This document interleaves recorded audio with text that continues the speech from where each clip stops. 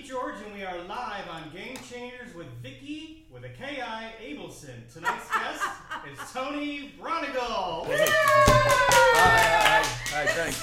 Excuse me, can I finish this really?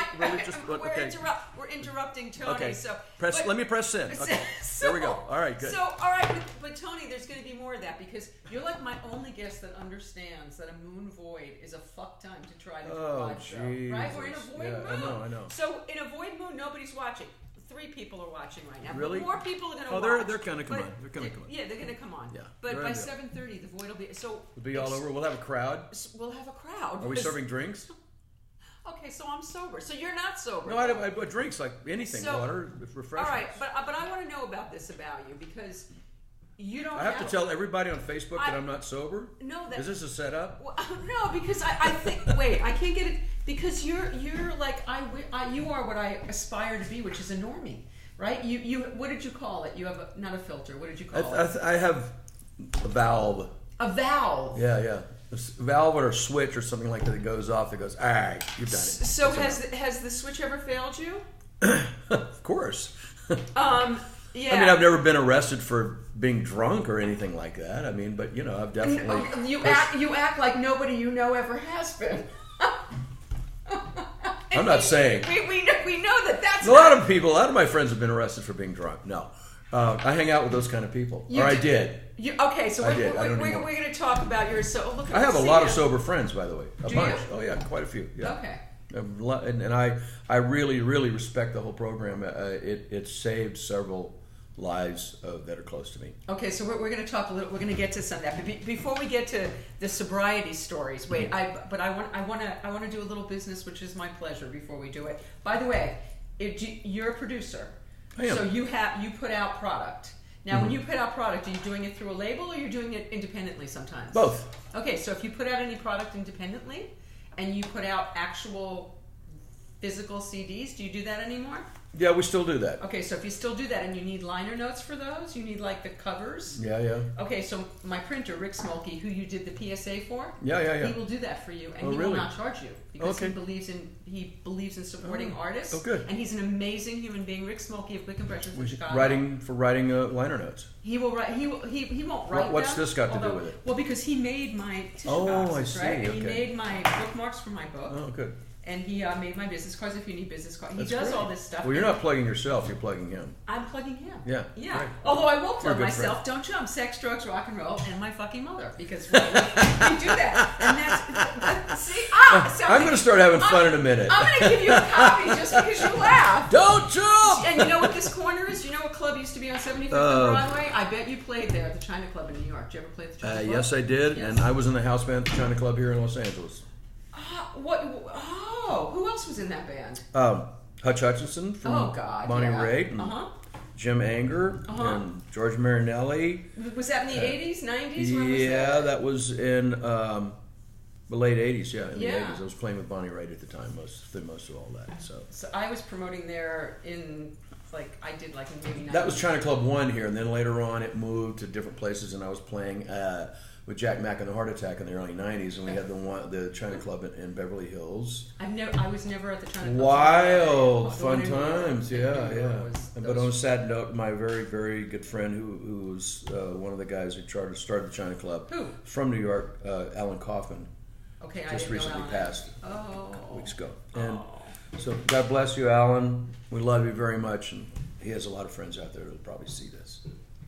That's really sweet. I just noticed that my cousin Craig is on, and I have to give him a shout out. He does this haunted house in Ossining, New York, that just got written up as the coolest haunted house. Really?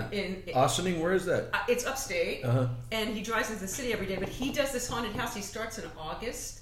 I'm going to show you online when we get off the air. It is the most incredible. I mean, he's very serious. Wow. I mean, he works on it for 6 months. So he has big stuff's going on, moving and scaring, and yes, like props that move and I mean skulls. There's a whole room of skulls, motorized props that bleed on people. It's scary stuff. Yeah. It's very cool and very creative that he does that. I'm very impressed. And also, my friend Anson Williams. Did you ever watch Happy Days? Yeah. Okay, so Anson, his uncle was Heimlich. Right? and they invented together this thing called alert drops. You know the Heimlich maneuver? Yeah, go ahead. Yeah. Sorry. Anyway, but they invented this thing. All right, so you're a musician on the road, and you're a normie. So if you ever like overindulge and you're tired and you get behind the wheel, you literally, and it's not open, or I'd give you a taste. You do 2 drops of it like this, it wakes you the fuck up, and all it is like concentrated lemon peel. But it works. I mean, I've been on the road at 3 a.m. and done it, and it just wakes you up. I like things like that. It's called alert drops. It's actually What's saved. it? Let me have a look. It's while you're alert doing that. drops. And then I don't have my good hairspray. We left it at no Terry caffeine or Wilson stimulants. and Teresa You did? James's house. My fuck off hairspray, Nicole Venables. I need another fuck off. But Nicole Venables of the Ruby Begonia Salon. You were just dropping names there a little while ago because they're good friends of mine.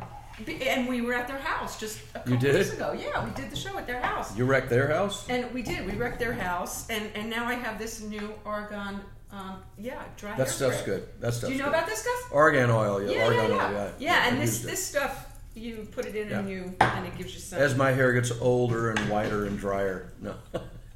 It's sad what happens to us, right? No, it's funny. I was in the dentist's office the other day, and I'm going, sitting there in a chair, and they're going through. They do like almost an MRI on you now when you go to the dentist. I mean, they were taking pictures of everything, and the dentist showing me all these. And going, he said, "That's your right jaw over there, and you've got a little bit of snot up there." And I'm going, "Well, you know." And he said, "Well, your sinuses look kind of open." I said, "What else are you looking at while you're looking at my teeth and my dentist?" And I'm just sitting there afterwards before I had my teeth cleaned, going, well, at least I have my hair in my teeth. That's a good thing, because not everybody can say that. Some of your friends can't say that. We won't say who they are. No. We won't talk about We don't. Okay, so let's see who we're saying. Hi, Penny. Hi, John. All right, so I hate when people look at these things when they're on the air, but I'm trying to say hello to people. Hi, Joseph. Hi, Jane. Hi, Mary Ellen. Hi, Peg. Hi, Jimmy. All right, we've said hello to some people now. So, hi, Peg. So there are people watching. There will be people watching. See? Yeah. We'll that void moon is not really going to be a thing with us because we pulled them all out of it. Well, at 7:30, remind me. We're releasing the void. I'm gonna start a watch party at 7:30 to get the rest of them. Okay. Hi, Shannon. So, all right. So I know. Were you born in Houston? I know you're a Houston Born in guy. Houston, Texas, in Heights Hospital, 1949, September 30th, about 8:10 a.m. I love that you know that. Well. So you're a little kid. Do you start banging on things? What's the first? Are you a good kid? Are you a bad kid? What kind of kid are you? What kind of kid are you? Because you're a funny kid. Mischievous. Yes. So the sense of humor is kind of driven by it kind of goes across my personality in other ways as well. I'm slightly mischievous. Did you start out funny? Were you always funny? I don't know if I was trying to be funny. I think Not trying. No, I think I was just mischievous, and I was just I'm funny. I guess I'm. You are funny. Are your parents show busy funny? No. Nothing. What did your father do? My father was an engineer. He was a carpenter when I was born. And years later, he went to school and studied to be an engineer, an air conditioning, heating engineer. My mother never had a job in her life except being a fabulous housewife. Wow. I was raised like really normal. Siblings? I have a brother that's younger, 6 years. Yeah. And what does he do? Something normal? Something completely normal. Wow. Yeah, his big thrill is he has horses for a hobby, and he goes horseback riding. And, That's nice. And he lives in Texas, so he's still doing the cowboy hat and the truck and the trailer and the horses and all that. So are your people like good Christian right-wing Republican? Are they those? My folks are gone. God bless them. I love my mother and dad. My father was a real... See, this is where I get it from my dad. My dad was a character. He would... When having people over, and he would start to tell stories, but he had a way of telling you a joke that wasn't. He would tell you it was like a story. He'd go, "There was this old guy, and he would." So you would think he's telling you something true. Yeah, and I'd watch him do it to my friends all the time, and see oh, he's got him, Nice. And my dad was he had a great sense of humor in that respect, and he loved to make people laugh and entertain. And my mother was the sweetest thing you'd ever want to meet. My best friend Willie Ornelas, who I grew up with, which you'll hear about Willie in a little while. I think I've heard a couple stories today about Willie. Yeah.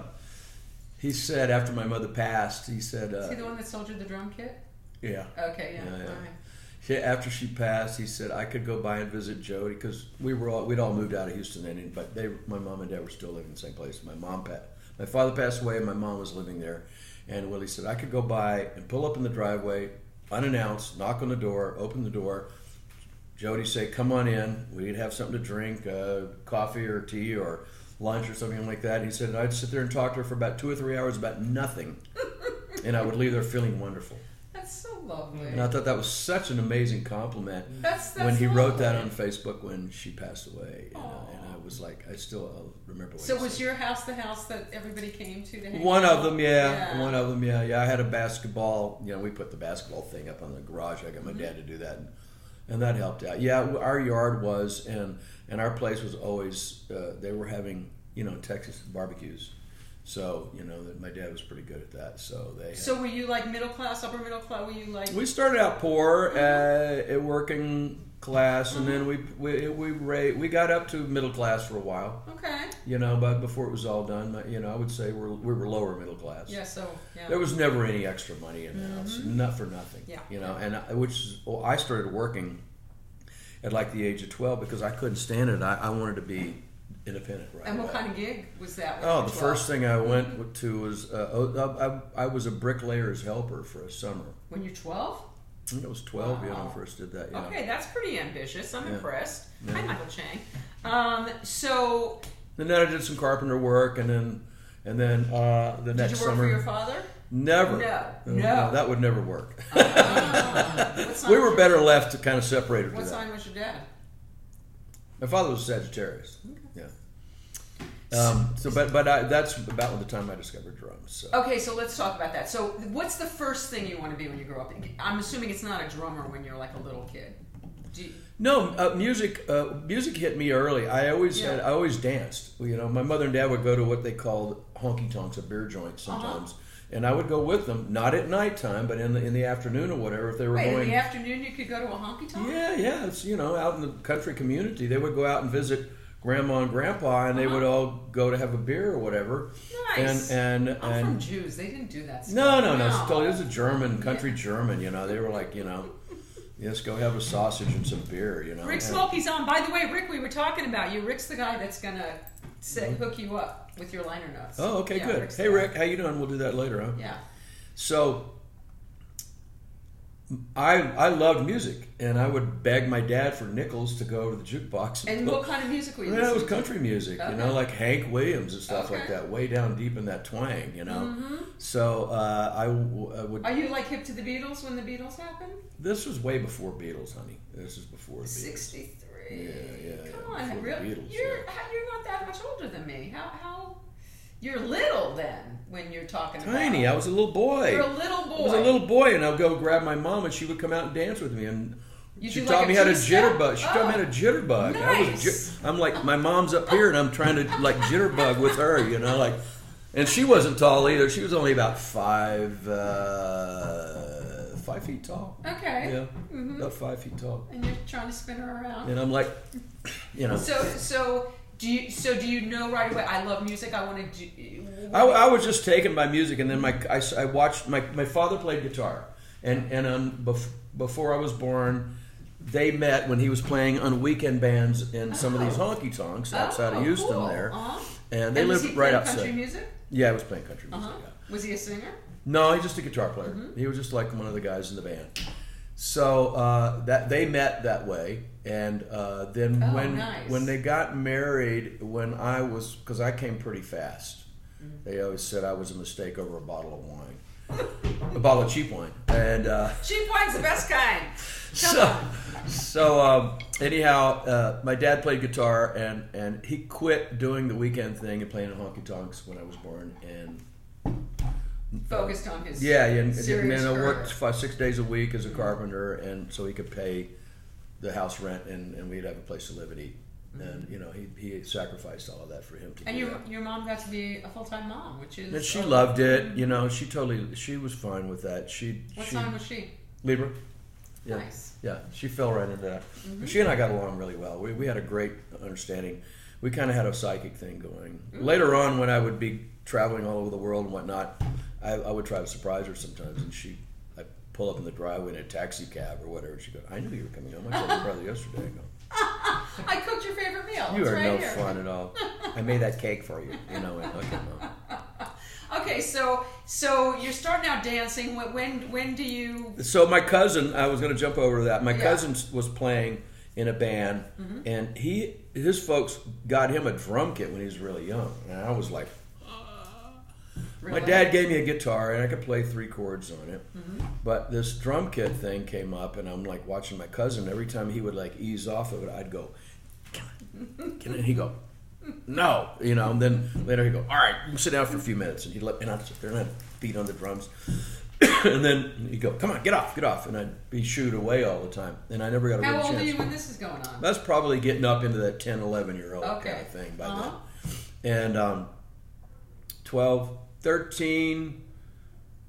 I'm like probably picking up drumsticks right around then. I think I either made some out of wood or I bought a 50-cent pair when I was probably about 13 or something like that, and I started beating on things. And you're teaching yourself.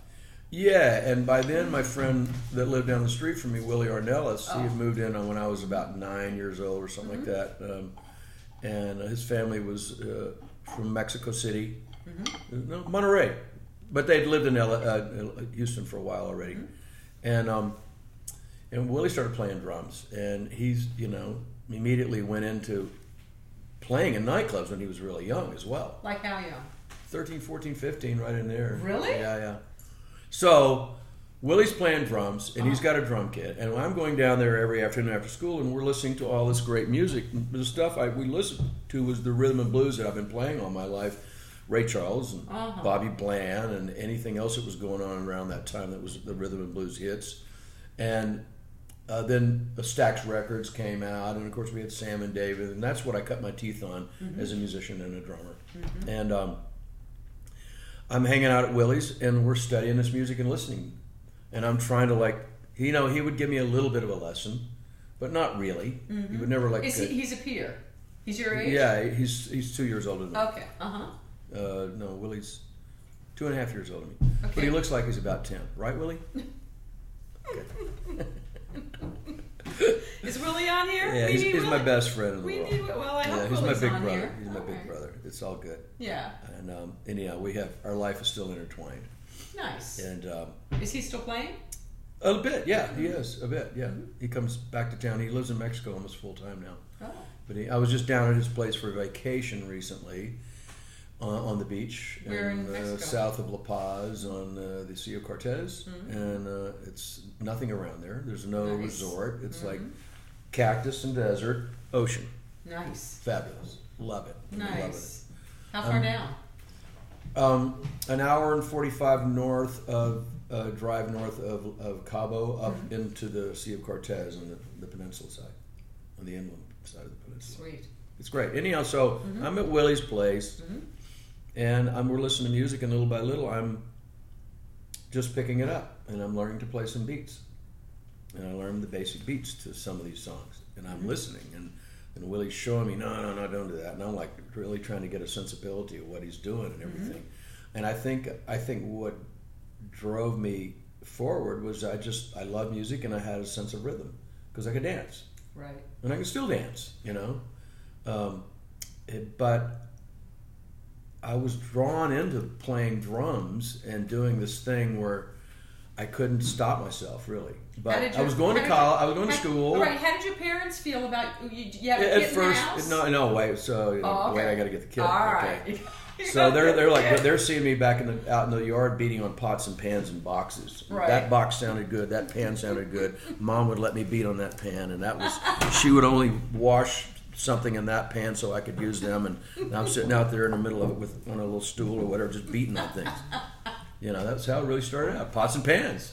And you're going to school. You're a decent student. I was good. I was a good student. I mean, I could have probably been a straight A all the way through, but I didn't always apply myself. I was the kind of guy that at the last minute would go, "Oh, I better study for tomorrow," and I'd make an A, that's A or right. A minus, sometimes a B, Right. Well, until okay. later in life, in high school, when I was playing in nightclubs, my grades went down in a couple of them. Yeah.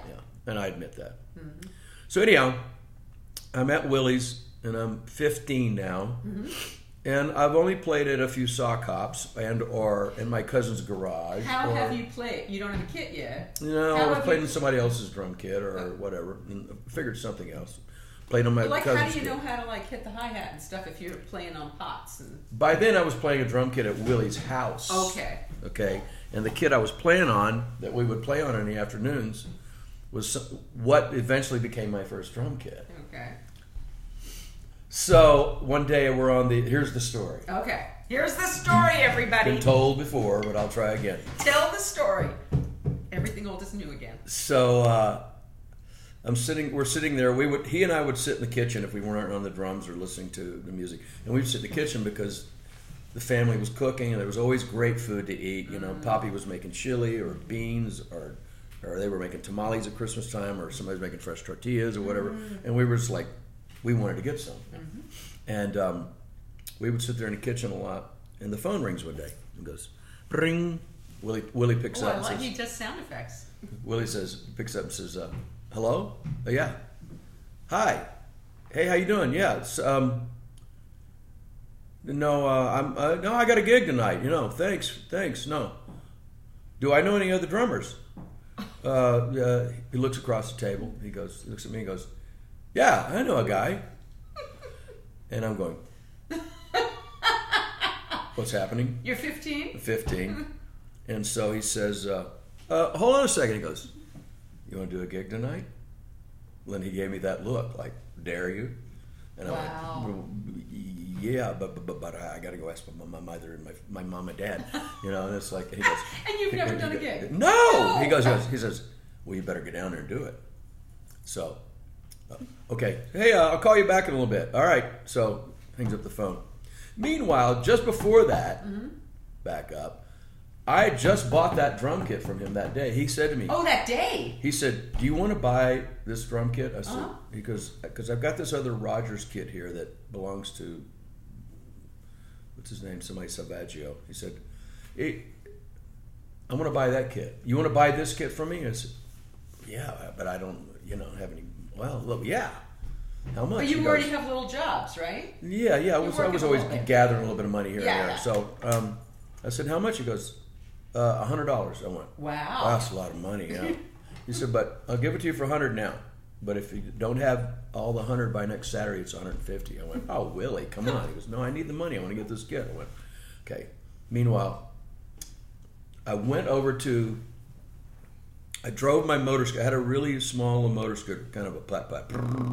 But that got me around town, man. I could get around town on that anywhere I needed to go. And that was legal at 15 to drive? Yeah, exactly, without a helmet. Wow, and so I drove over to the lawnmower shop that I thought might want to buy it from me, and they bought it for me for $45.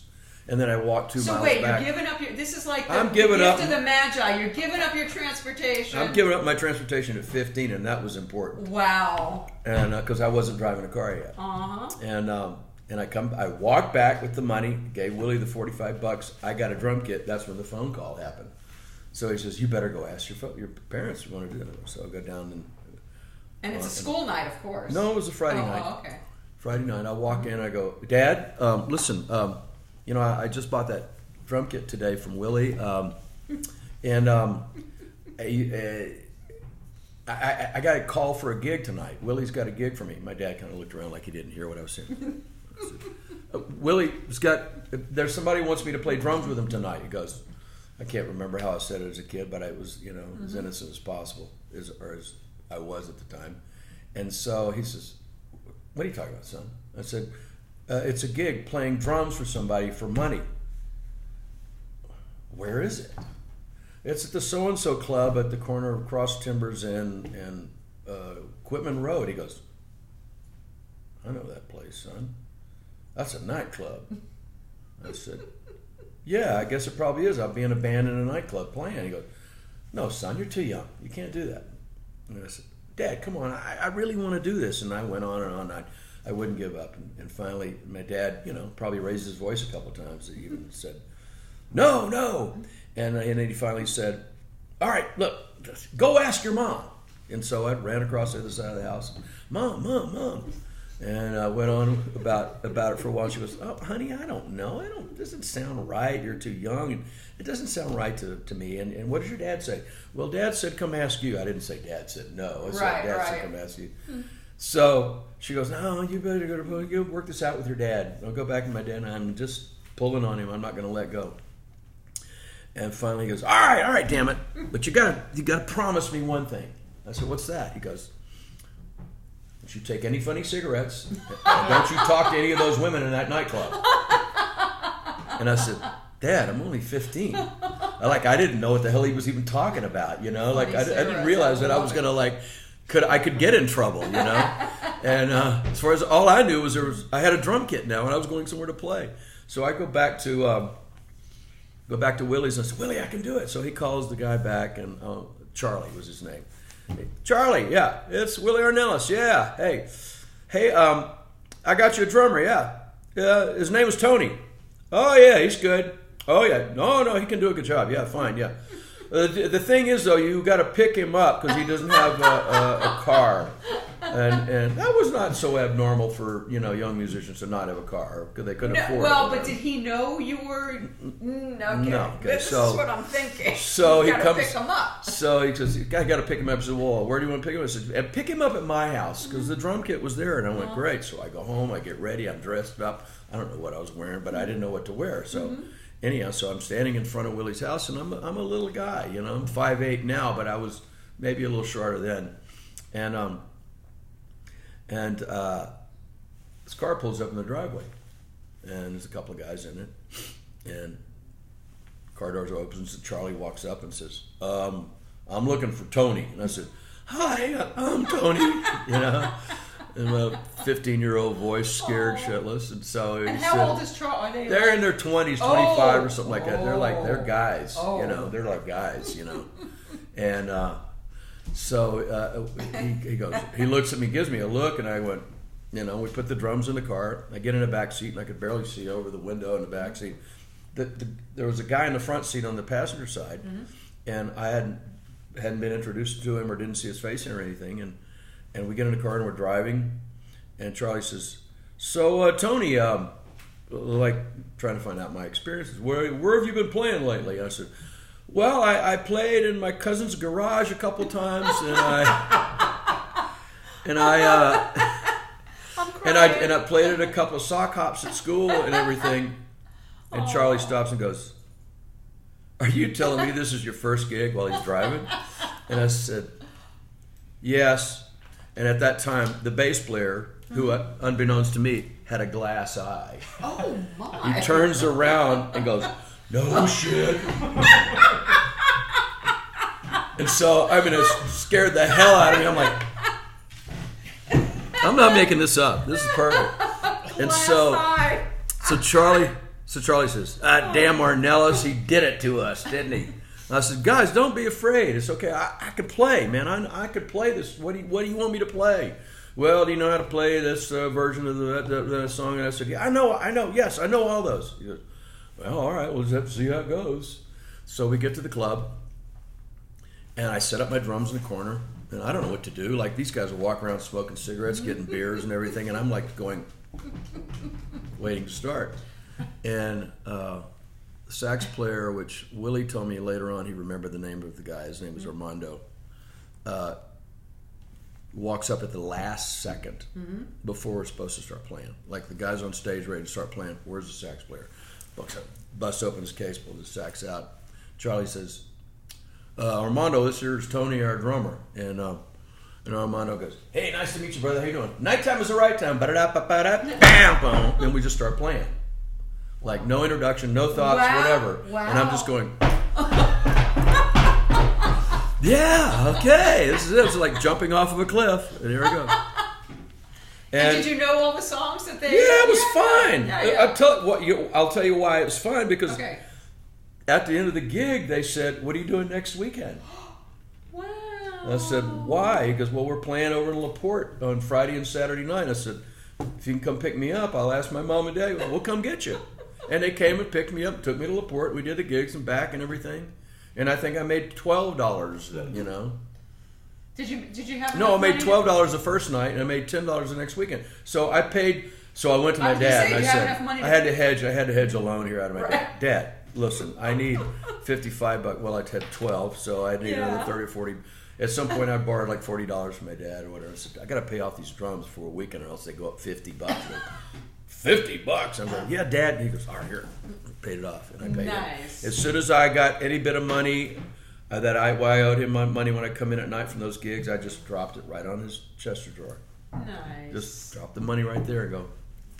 And so did you keep playing with those guys? I probably did a couple of times after that, and I knew Charlie later on. I never saw the bass player again, I don't think, after that. He was a scary guy. He's a very scary guy. He probably got a job at, Disneyland World or something like that. So okay, so you get your first gig, you have your first drum kit, you're 15. Yeah. What happens? Oh, I start getting calls to do other stuff, like working nightclubs like that. It went on a little bit, and then. But you don't have wheels. I still have wheels, and like now maybe it's just within the next year or so. Mm-hmm. I'm having peanuts. Yeah. We eat on the show. We encourage food. We encourage eating. I didn't have dinner. So Alvino, I love you. Alvino. What's up, my brother? I love you. How you doing? Peace. Okay, so I'm looking to see. See if I know anybody. Yeah. See, I don't know any of your friends, But where are your people? Oh, yeah? Hopefully they'll watch later. Okay. I'm going to do a watch party at 7:30. In like 5 minutes I'm going to start a watch party. Okay. So I'm playing around town and starting to get some more gigs, but not all the time, but like weekend stuff. Yeah. And going to Catholic high school. I went to Catholic school for 12 years. Oh. I'm a recovering Catholic. Are the nuns tough? Yeah. And priests as well. Mm-hmm. And I get a job, and it's not far from the house. What kind of music are you playing at this time? Rhythm and blues. Rhythm and blues. Uh-huh. And in Texas, growing up in Texas, you had to play rhythm and blues, maybe a kind of a jazzy tune or two, and you had to play country as well. Mm-hmm. You had to play everything.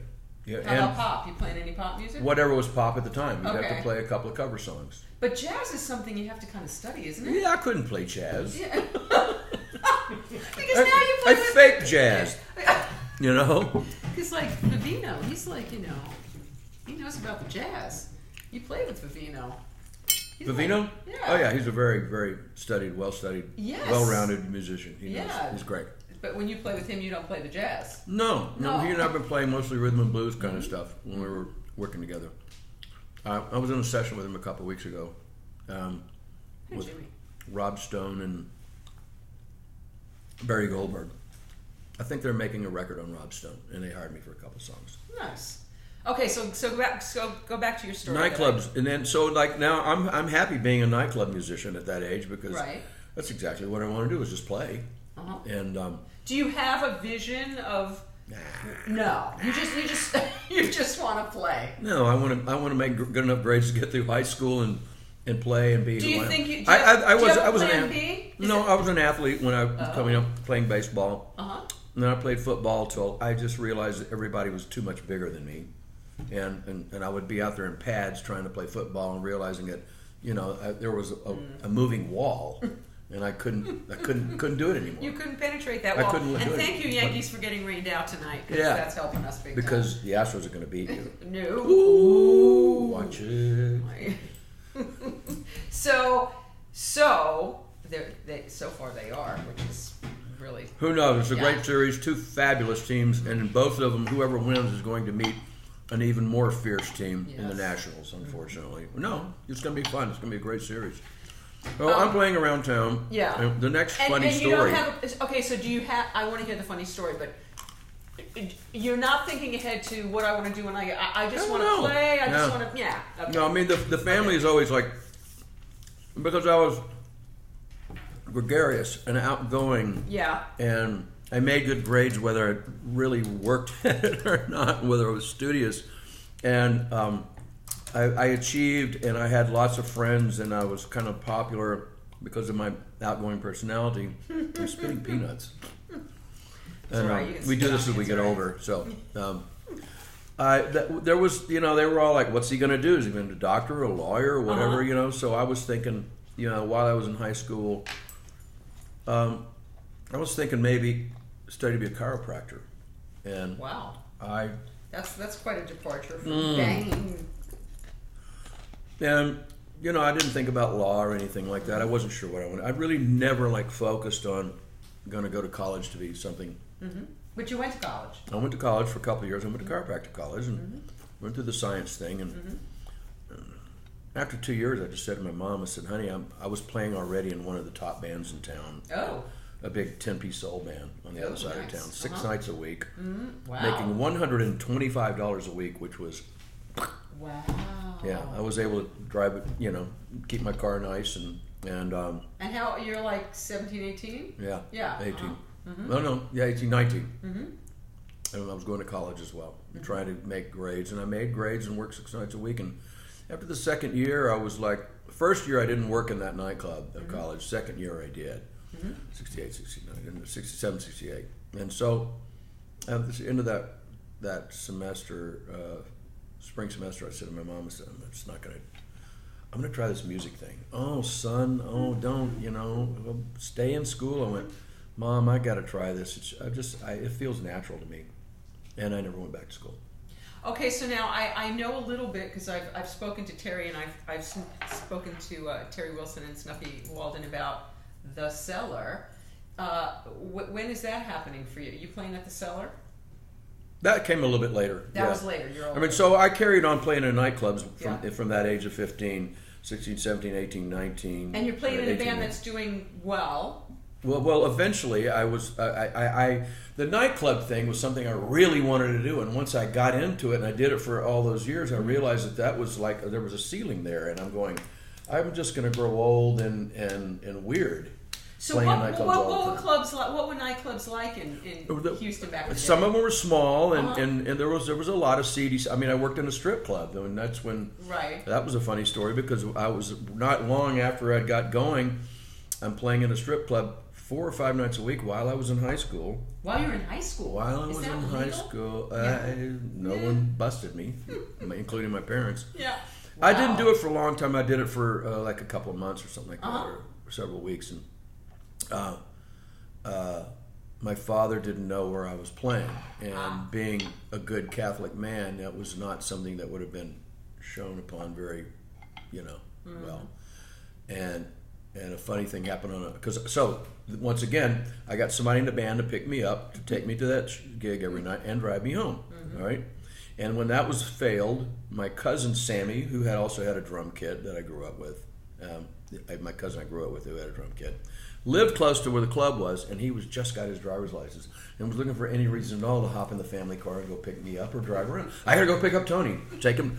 Okay, and his aunt, his mother, my aunt Millie, who passed away, was she was so wonderful, and she was like, "Oh, go get him, go get him and take him over there." And so my cousin Sammy would pick me up or somebody else, and this went on for weeks. Okay. And finally, one Sunday night. I hear you get a phone call. I can't come pick you up. I call the other guy. I'm sorry, man. I can't. I'm over here trying to get a ride. Sammy, can you come get me? No, I can't. Archie's got the car. Oh no. Oh hell. How am I going to get there? My dad goes, "What's going on, son?" I said, "Nothing, Dad," because I don't want my dad to know where I'm playing. Right. You're at the strip club. Yeah. I don't want my dad to know. So he says, "What's going on? You need a ride?" I said, No. I'm going to be okay. I'll get a ride." He goes, "No, I'll give you a ride." And he goes, "No, Dad, it's okay. All right." And so he goes, "No, I said I'll give you a ride." I said, "All right." I'm like sitting there going, oh shit, we're riding all the way. We get to the place, and I said, "You can stop and let me off right here." And he goes, "Well, no, where is it?" I said, "It's just down there. I'll just walk, Dad." He goes, "I'll drive you over." He drives over. He pulls up in front of this dive. It's called the Polka Dot Lounge. Girls. And they had one of those marquees with the lights that go around it on a trailer or whatever, topless dancers. So my dad reads that and goes, "Son, that sign says topless dancers." I said, "Yes, Dad." He goes, "Yeah." So these women in there that take off their clothes. I said, "Yes, Dad. Most of their clothes." Yeah. And he goes, well, being a Catholic, goes, well, you know, that's a mortal sin. You know, my dad's preaching to me. And I'm going, well, you know, Dad, I thought fast. I said, you know, Dad, I asked Father, I forget what's Father's name. I said, Father William at school, well, I told him about this and asked him what he thought about it. And he says, as long as you don't get aroused, it's not a mortal sin. And my dad went, well, okay. Duh. So I go in, I play, and I'm going, something's gonna happen. So my aunt finds out that my dad drives me there. Of course, my aunt could see the rascal in my dad and appreciated it. And she said to my mother the next day, because they were best friends, my aunt and my mother, she said, I hear Albert drove Tony to work last night. She goes, my mom said, yes, he did. And,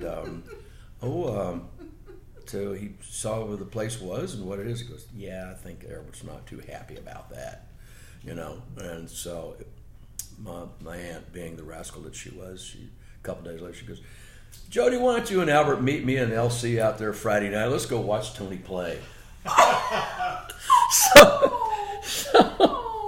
So I'm going, oh, Aunt Millie. Oh well, I got to face the music. So I'm up there playing, and my mom says, I don't think Albert's going to want to go. And so, have they ever seen you play to this point? No, not on a gig. Okay. No. So they're going to come to a strip club for their first time to watch their son play. How proud can you be? So I see them walk in. I'm nervous as hell. And the dancers are dancing, and then they're not dancing, and the girls had their dressing room over here, and they had a curtain on it. And sometimes, because I was 15, 16 years old, 17 years old at the time, they would like flash me. You know, they're like over there just going, you know, and I'm going, Father William said, don't get aroused. So they came in, and I saw them all sit at a table there, and one of the dancers came out, and I went, well, this is the moment of truth. And I'm playing, and the dancer comes out, and she takes her stuff off, and she tassels, and boom, boom, boom. And we're playing a stripper beat of some sort or whatever. And I see my dad leave the table, and I've kind of followed him with my eyes. And there were 4 posts on the dance floor. And my dad went over to one of the posts, and he was always very respectful to my mom about stuff like that. He would never disrespect my mom as a male to a female in any way at all. Just so much honor and everything. And my dad, I see him peek his head around that corner to look at, because he was a rascal, you know, and just see that woman dancing. He was getting a really good view. Whoa, yeah. Because he couldn't look while he was sitting there at the table with Mom. He was going to look the other way. He was embarrassed.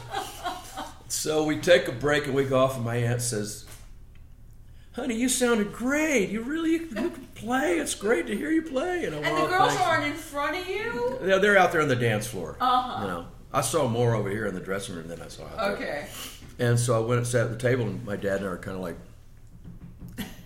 hey, Dad? He goes, hi, son. I said, so what'd you think about those dancers? He goes, son, I wasn't watching. And I went, you lying bastard, you. Oh, God.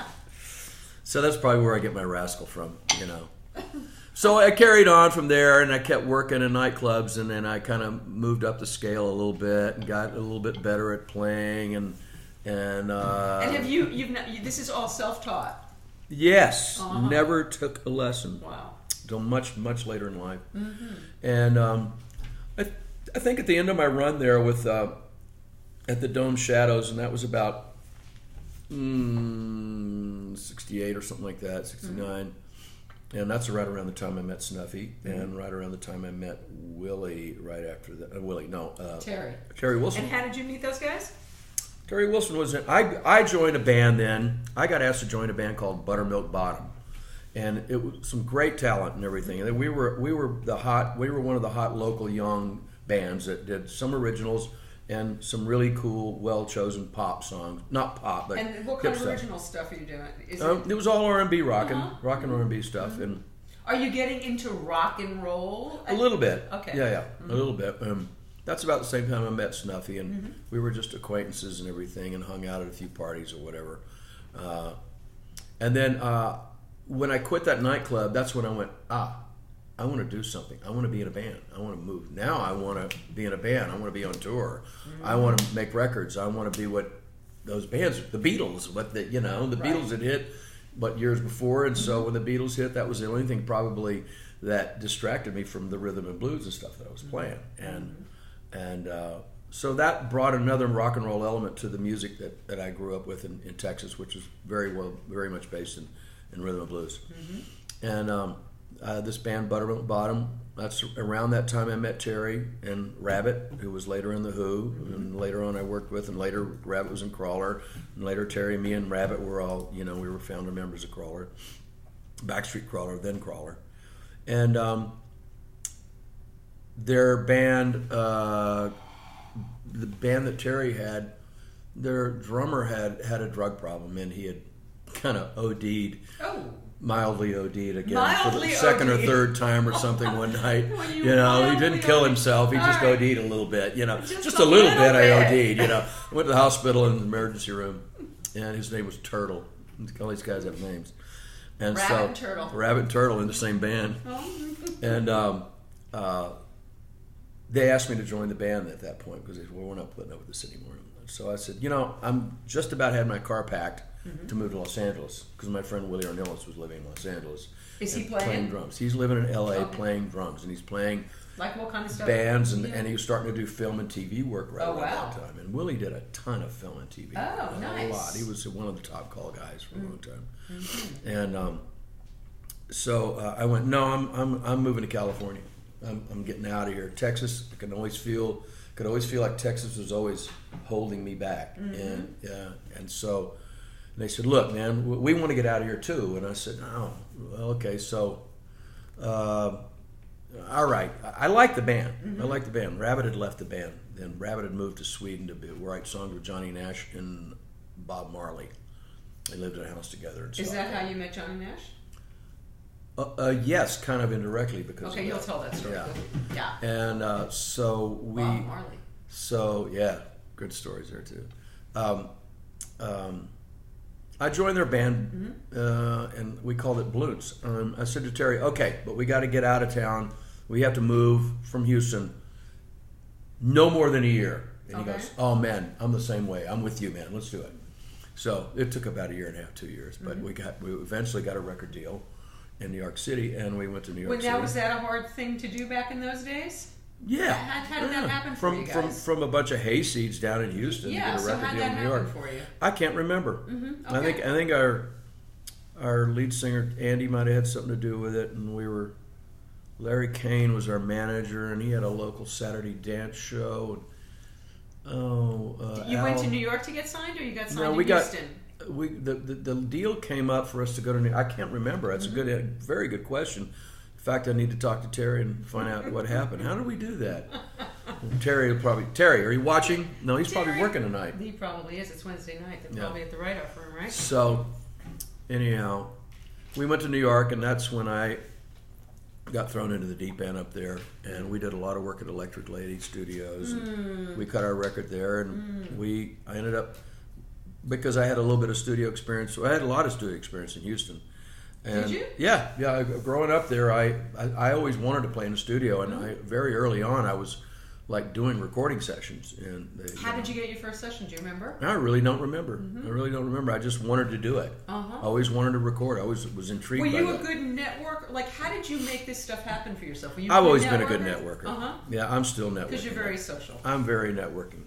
I network like crazy all day long. That's half of my job. It's what we got to do. As a producer now, there's a lot of networking and a lot of exchange with lots of personalities and business people and artists and everything. And I have to keep everything rolling, And some people say, "Oh, you're a really good hustler." I goes, "Well, I don't really consider this a hustle. It's what I do. Hustling to me is trying to talk somebody into something that they shouldn't be doing. They don't want to do. Right. I'm just the opposite. I'm trying to help them elevate their career or whatever, make a really good sounding record or whatever. And it gives me an opportunity to be creative. But anyhow, so we moved to New York, and that record, it got a little bit of airplay, but it didn't do very well. And while we were in New York, we got an opportunity to work with Johnny Nash because he was introduced to us through Raitt through Cayman Music because Johnny Nash and Danny Timms, his manager, had a publishing company called Cayman Music, and they were living in Stockholm together with Bob Marley and Raitt and Fred, what's his name, on keyboard. And they all lived in this house, and they all wrote songs, and they all lived in different bedrooms, and sometimes they wrote songs together.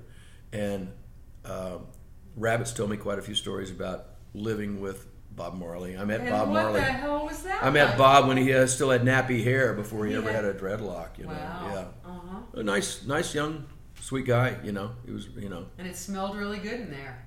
Yeah, I bet it did. I bet it did. Oh, later on, I got to.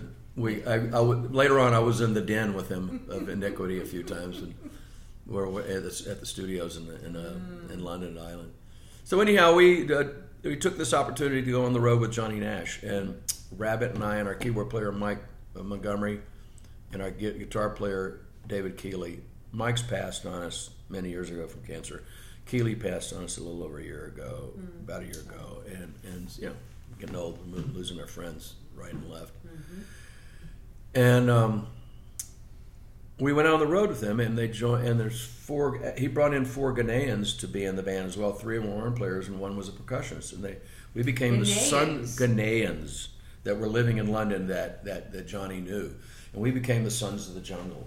And we recorded our own stuff, and could have, if we hadn't had outside bad influences, probably gotten ourselves a record deal as the Sons of the Jungle. So nothing ever really came. The Johnny Nash thing didn't last very long. Blah blah blah. And then all of a sudden one day, I'm going to move back to Texas, and I think I did. Making a living? Barely getting by. You know, gig to gig, and moved back to Texas, and we get a call. Raitt wants Terry and I to go. While we were on the road with Johnny Nash in New York and in LA, we hit a couple of big studios and did some recording for Raitt's solo records. And when he took that back to Ireland and they fell in love with the tracks that he did, Chris Blackwell said, "Who are these guys? These are my buddies from school, from town, from home." And so Blackwell, they just negotiated something that where Raitt was able to, if Blackwell said, if you can get them over here, or if they can get themselves over to London, we'll give them a place to live and a stipend every week, and they can be staff, drummer, and bass player for anybody else here that needs them. Wow. So that's a sweet deal. How old are you at this point? I'm in my early 20s. So we called, how are we going to be able to afford a ticket to London? Where are you going to get the money? I can't go to my mom and dad. They're not going to give me a ticket to go to London. I don't know anybody who's got that kind of money. I didn't have a rich uncle. I couldn't go beg somebody, you know. And I wasn't going to make that money very quick. It was 4, 5, 6, 7. I don't know what it cost back then. It might have cost thousands for all I know. Right, probably more expensive than it is now. Right, and so we called the publisher, Danny Timms, and said, would he ask him if he would help us? And he goes, "Sure, I'll buy you tickets to London." He said, "Come to New York first." We went to New York and sat down, and Danny said, "I want you to be, continue writing songs for me and Johnny in our publishing company. And every time you put a song into our publishing company, you can go in the studio. We'll pay for small studios, and you can demo them, and we'll give you $50 every time you drop a song." And so I go to London, and I'm getting a stipend every week. We flew over. We get there. And you and Terry are writing together? Terry and I were writing together, and we were writing with other people. And we got over there. We wrote together. Terry wrote with other people. I wrote with other people. We continued writing songs, and we stayed there. It was supposed to be a 6-month trial. I stayed there 5 years. Nice. And I loved it, and I had a great time living in London. And you making a living? Yeah. Once I got over there, now Terry and I being this combination of drums and bass battery from Texas, it was kind of like, oh, those 2 guys from Texas are in town, and let's get their grease. So we go lay our grease on their tracks, and it was pretty cool. And we get paid some very decent money from time to time in the studio. Did you record with anybody of note? Not really during those days. No. A lot of the lesser acts that they had, at Island Records. So Jim Capaldi, when he did a solo thing, from Traffic and that crew. And then while we were kind of hanging out at Island still, though we weren't living in the apartment anymore, but we were still going there and still getting work, and that was our base, our central. This thing came up where Free had broken up, and Paul Kossoff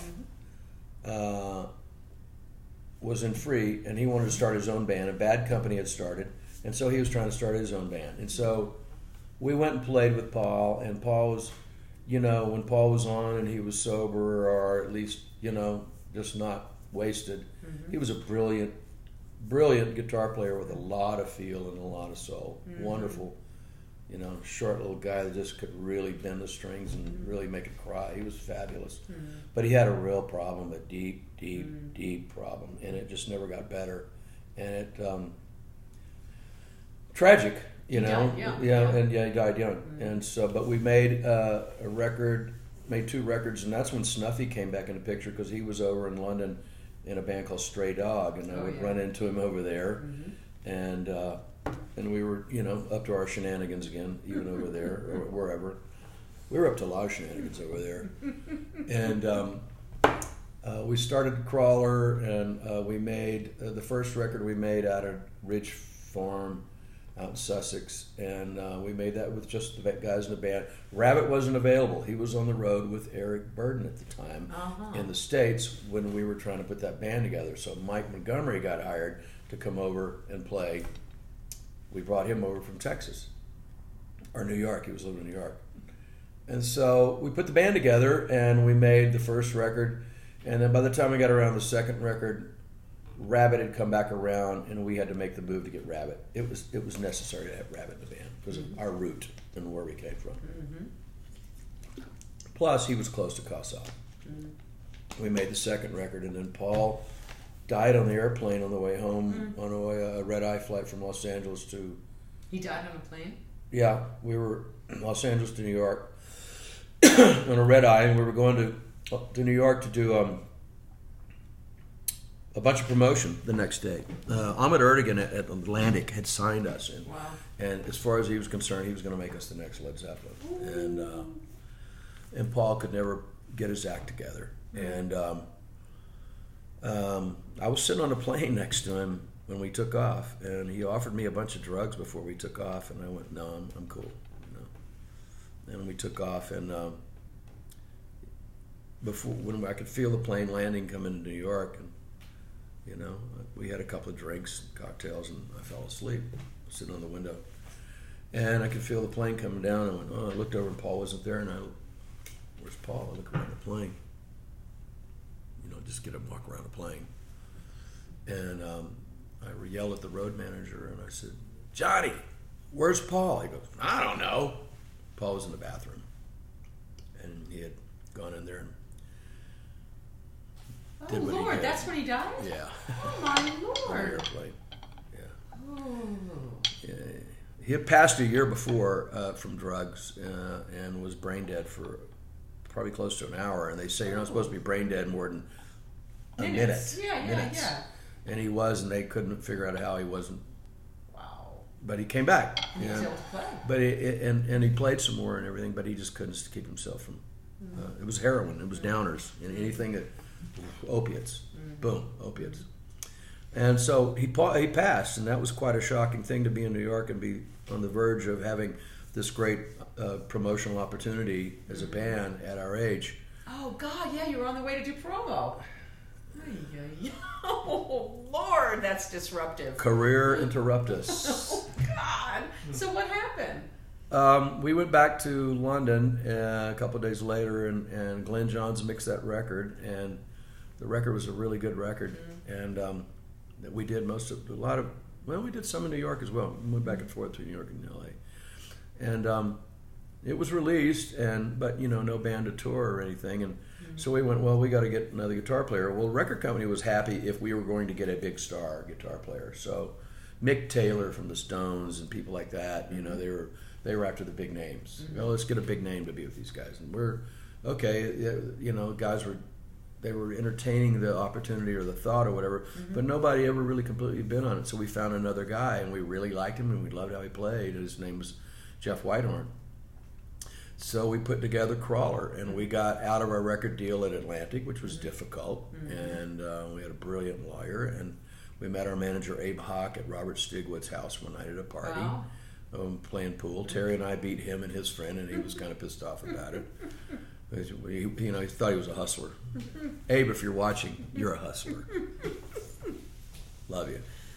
So we carried on as Crawler and got signed to CBS, and then we started touring the States after that and opening up for some big acts. Some big acts. Like, who were you opening for? The Foreigner, nice. and Kansas, and Robin Trower. Okay, so now what's that like Triumph for you Houston boys, and now you're playing like arena kind of thing? Yeah. What's that trip like? Fun, wild, crazy. Like, can you remember the first time you like walked out on the stage in an arena and you're like? Yeah, I don't remember the first time, but just it was amazing. It was kind of overwhelming, to be in front of a crowd like that playing drums. But and how were people to the opening act when you're opening? There was good. Everybody liked us. I just don't think we ever got the lucky break, or we did the right thing or whatever.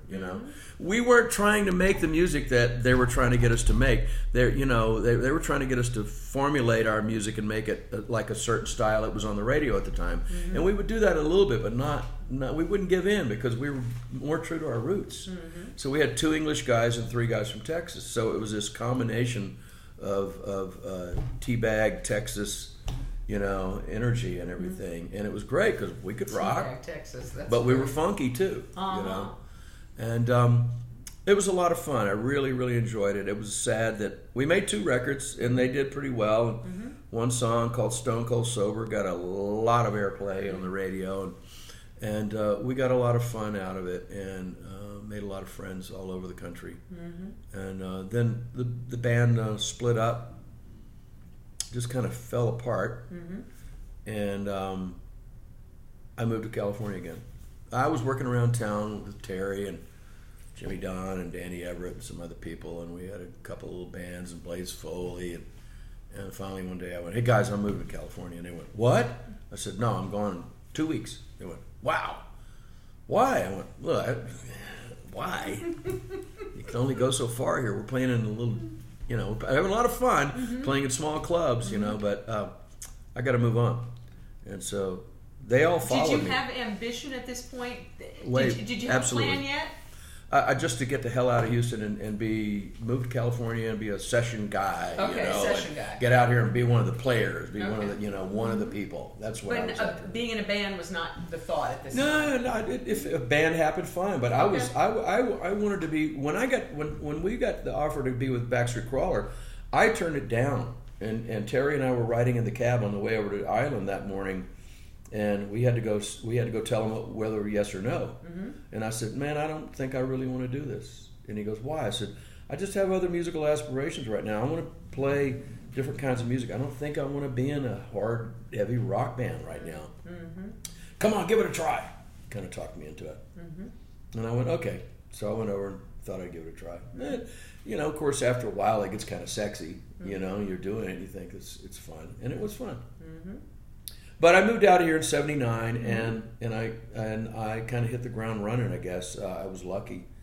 I had relationships with friends and people out here, and this is a city of relationships, and this business is. And I moved in with Willie in North Hollywood, and he kind of looked after me for a little bit, and I crashed at his place, and I did cartage for him. And meanwhile, I'd come from a band that was well known in England, and as a rock band kind of guy, and now little rock stud. Now I'm doing his cartage. You know what I mean? So brought me down a notch, but I didn't. By cartage, I think you mean moving his shit. I moved his shit. You moved his shit. I moved Arnellis' shit, and I was always late. And he's going to say that if he gets on. Hey Willie, I hope you see this. So, and then I got my first break with playing on demos for Eric Burdon, and did some touring with Eric Burdon, some mild touring with Eric Burdon, around the States. And, is he riding high from Animals? What point in his career? It was pretty low. Okay. Pretty low. Mm-hmm. And this is 70s? 80s? When is this? 79 when I moved here. So 80, 81. Mm-hmm. And I did that, and we did a tour of Australia, which is really fun because Snuffy was a wild man. Snuffy. I've seen up to Hey, I told all this in the movie. I'm not breaking anything out. It's called Up to Snuff. It's a great documentary about Snuffy Walden that our good friend Mark Maxey did. He did a fabulous job on it, and they asked me to interview.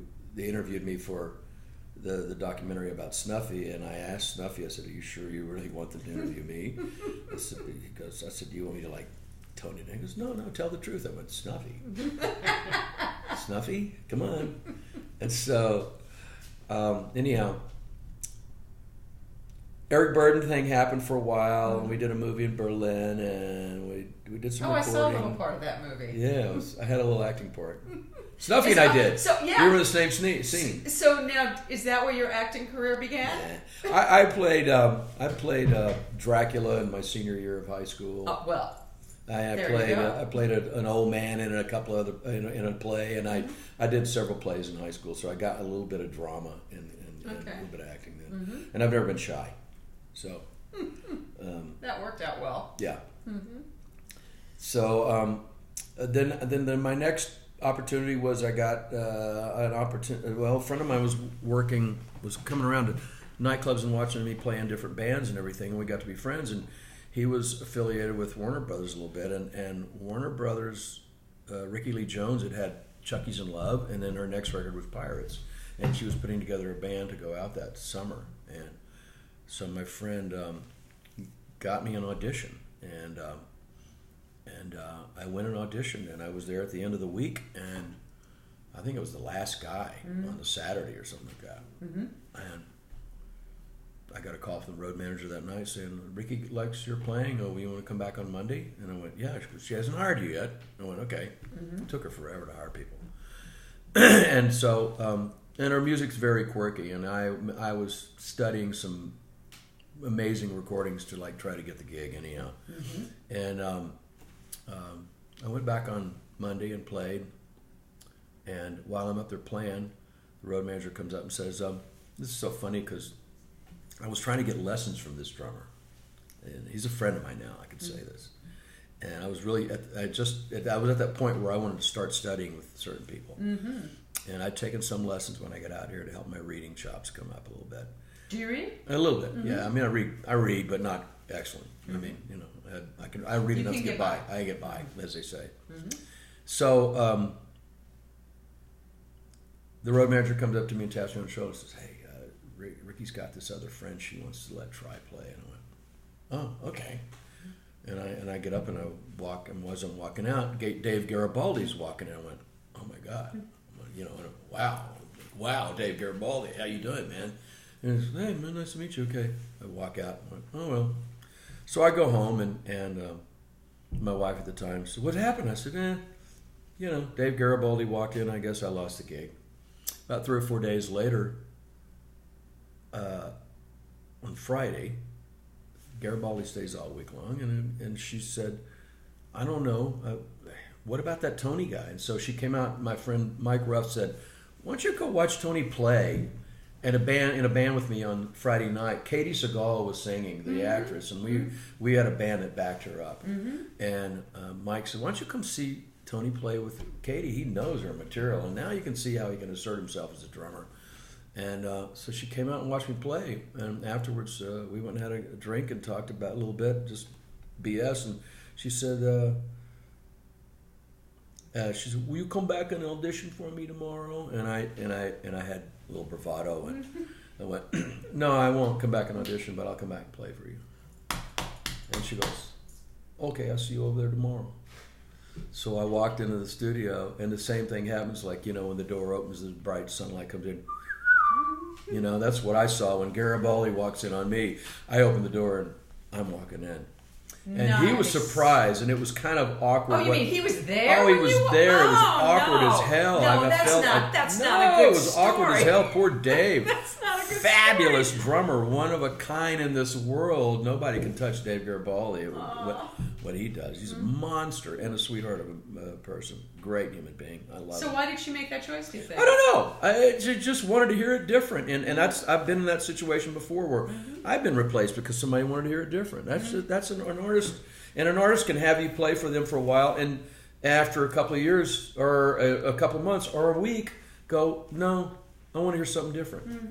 And, I've gone in and out of gigs that way, and I don't think I've ever been fired because I sucked. Right. It's just a change of It's just temperament. a change of temperament or whatever. They want to do something different, And when I've lost, it was devastating the first time or so it ever happened to me. But then I learned and went, no, you know what? Just let it go because... You learned to not take it personally? No, you can't take it personal. You can't look at, okay, all right, good, move on. Because something else is going to happen. And it happens all the time. It always happens. Yeah. It always happens. Rejection is like, Willie said to me when I first got here, said, get used to being punched in the stomach. And I went, okay. I remember the first time it really happened to me. One day I came home and I was staying at his house. He goes, what happened? I went, no, so-and-so. And he goes, what did I tell you? And he goes, yeah. I said, it feels horrible. I said, I don't know if I want to be in this business. He goes, you chicken shit. He gives me hell about, being a wuss. And I went, okay, I'll show you, buddy. So, but anyhow. How long did you play with? I got to go to Rickie's Christmas party. She's fabulous, man. What an incredible artist, incredible songwriter, singer. We had some of the most magical moments on stage. How long did you? I did 2 different tours with her. Uh-huh. Yeah, and then after that, I went to Bette Midler. Now, how the hell? Okay, that's a bit. How'd you get back in? Okay, so now in LA, I'm like the guy who can they see that I'm a guy who can hold a gig. What? Who's that? Oh, Siri's. You're talking to hey, Siri during the show. I'm telling a story here. Leave me alone. So Siri says, no, you're telling the wrong thing. That's incorrect. That is incorrect. So now I'm a guy in town who can hold a gig. Oh, because you've spent time with Rickie. Well, I got those are difficult days, and people were pretty wild back then. Rickie was pretty wild back then. She had issues, and but she was getting over them, and she did a great job of getting through all of that. So I was thrown in the deep end, and I survived it. And so when the Bette Midler gig came up, it was similar affiliations with musicians that I had gotten to know. You've been recommended by somebody? Yeah, that was on that gig that knew me from the other gig. Well, we're not sure about this drummer here. Well, call Tony Braunagel. And I'm sitting on the couch and was it April and May? That's 83. So Bette is she's already huge. Huge! Oh, man. We played arenas and all over the place. And we would play sometimes 2 or 3 nights in one place. She was wonderful. She really treated everybody in the band great. Okay, so tell us about that experience working with Bette. How fun was it? Fun? So I knew. I was in a rock band for a while. We made a record over in France and came back, and the guitar player Chaz Sanford, I was great friends with. Still great friends. He lives in Nashville. Excellent songwriter. Wrote some big hits. But before that, he had been dating Bette, and we had this little band together. And I met Bette, and in fact, when we did our promo shot, I've got my arm around Bette's waist, and she's got her back turned in the shot. I've just got this woman with a leopard dress on, with straps like this, and I'm holding her like this, Somebody put it on Facebook the other day. That's why I remember it. It was quite a great shot. I want to see it. Oh, yeah. All right. I got to find it. And anyhow, I get called to go to do the Bette thing, and I walk in to the rehearsal, and I'm up on stage. And Bette walks in, when she always waddles in. Goes, hello guys, how are you? How's everybody doing today? And she just walk up to the front of the stage, and she looks up and she goes, Tony Braunagel, where the hell have you been? I went, waiting for you to call, Bette. So I got the gig right on the spot. Nice. And I loved it. I really enjoyed working with her. It had to be great fun. She really respects musicians and really takes care of musicians because she wants you to perform at your best every night. That's wonderful. And she did a lot of special things for us. Like what? Give us one example. Just she would always ask the road manager, "How are my boys doing?" And she would ask us, "Is he treating you okay?" I go, "Yeah, we're doing good." You let me know. And she would send us out to dinner at a fancy restaurant, and she would leave one of the limousines for us to go hang out at the hotel. Oh yeah, she did all sorts of stuff. She was always great. That's really nice. I know. So did that, and then. Wasn't Katie Seagal one of her backup singers? Yeah, before that, not while I was there. Yeah. It's funny. There's all of the stuff just intertwined so much. Yes. It's so incestuous. It would take us days to get through all that. Then I, what am I doing? I'm out and about in town, wondering what I'm going to do next. I had been playing with. How long did you play with Bette? One summer, one term.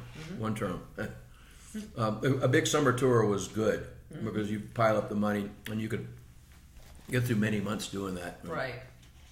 And then pick up some sessions and some club gigs. And I was doing recording sessions. And you're playing huge venues with Bette. Arenas. Arenas. Yeah. And like I say, sometimes 2 or 3 days in a row. Wow. We'd stay in a 5-star hotel around the corner from the arena. In Cleveland, we'd be at a 5-star hotel and the place was right there, He's from Cleveland. Or wherever it was. And so I'm without a gig, and what am I doing to do the next summer? I don't know. I've been playing with Etta James around town, and boy, was she wonderful. That's one of my favorite credits. Really, actually playing with that woman. Wow, she's the queen of that. And Bonnie Raitt was looking for a drummer, and my name came up from a keyboard player, Marty Grab. And so she came out to see me play, and she saw me play with Etta James on I forget what night it was, the night of the week where we were playing at Vine Street Bar and Grill. It's a tiny little place. And that night, my car got broken into, and I went out to get my car, and when I went there, I saw the windows broken, and they took my bag. Stupidly, I left my bag with my Walkman, and my phone book. And phone book, to me, has always been very, very important. And I had a big phone book. I kept numbers. I'm the kind of guy that people go, "Oh, Tony's probably got that number," And they call me and email me, "Have you got the number so-and-so?" No, he's doing that. So that really upset me, the phone book. I didn't care about the Walkman. So I'm looking around in dumpsters, and I go over by the building at Selma and Argyle that later became the China Club. Oh, wow. There was a dumpster there, and I'm like looking in the dumpster, and this guy comes around the corner and says, "This big guy." I've got my black flashlight looking, He comes around the corner and says, "What the hell are you doing over here?" I don't know if I should tell this story. Yeah, why not? This is going to be good. So it didn't end well. Well, it did, yeah. So I said, "Well, I'm just looking for something I lost." "Why are you looking here?" And he gives me shit about it, Who should we say hi to? I don't know. No, I want to hear this story. I'm just looking who's on, but tell the story. We'll look.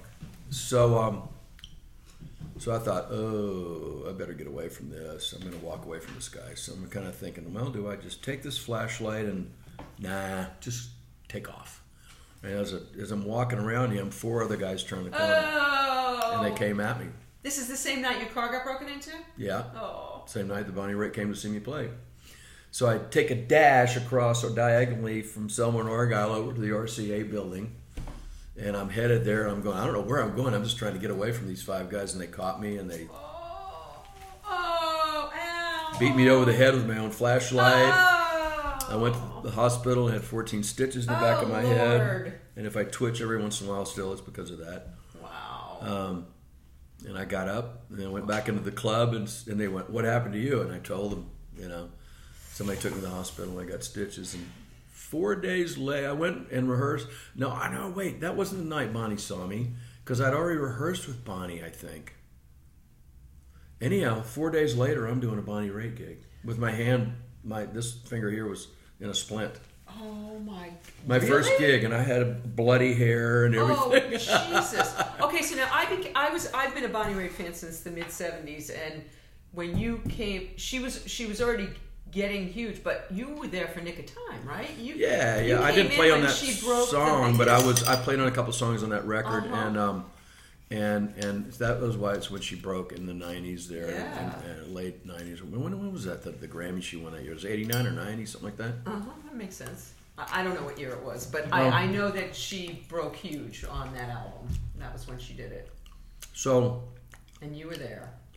I enjoyed 7 years with her. Great years. Michael O'Keefe, good friend of mine. He must have been around then. They were married for a while later. Yeah. And left Bonnie in 91, and we parted ways. And I love her dearly. She's still a very good friend. Like a sister. So now, is that one of those things that it just ran its course? Kind of. She was one of those things where I want to hear my songs played differently. Yeah. Okay. And that didn't feel good. Oh, it didn't feel good at all. It felt terrible. It was horrible. But I tried to handle it in a classy way. I didn't go, I just went, all right. Mm-hmm. God bless you. Good luck. And I wrote her a nice letter, thanking her for all the years. And but it was a great experience, and that was, at that point, whether I became famous or made a lot of money or whatever, it didn't matter. I was so launched into what I wanted to do, it didn't matter to me anymore. I was just like, okay, I'm playing music and I'm making a living in it. Mm-hmm. And You're still doing sessions through that? Yeah, yeah. So, have you started producing yet? Oh, no. Oh, okay. That was at the end of the 90s. Mm-hmm. So, then I did some recording with Taj Mahal in 92, 93. Mm-hmm. I was in a band called Jack Mack and the Heart Attack. We played around town, and that was a great band. Loved playing with that band. And what ended my thing with Jack Mack and the Heart Attack was they went to the Olympics in Atlanta, and they were playing, and I couldn't go. Because I said I've got a project here that I'm making some really good money recording here for a week, like 5 or 6 days in a row, and I can't go do this thing in Atlanta, and it didn't play really well, and we were doubling up rooms outside the city, and I went, no, I don't want to do this. And I love the band, I love those guys, we're still good friends, and so I didn't go. And you know who went on that gig? Alvino Bennett. Oh, Alvino! Thanks, Everything Alvino. goes full circle. So when the bomb blew off or whatever happened, a piece of shrapnel hit Alvino that night. He's going, what? I go to sub for you, and I get hit by a piece of bullet or something like that. It's so crazy. Oh my God! So that was the tail end of my days with Jack Mack and Heart Attack, and then I was in a studio working with a producer friend of mine, John Porter, and.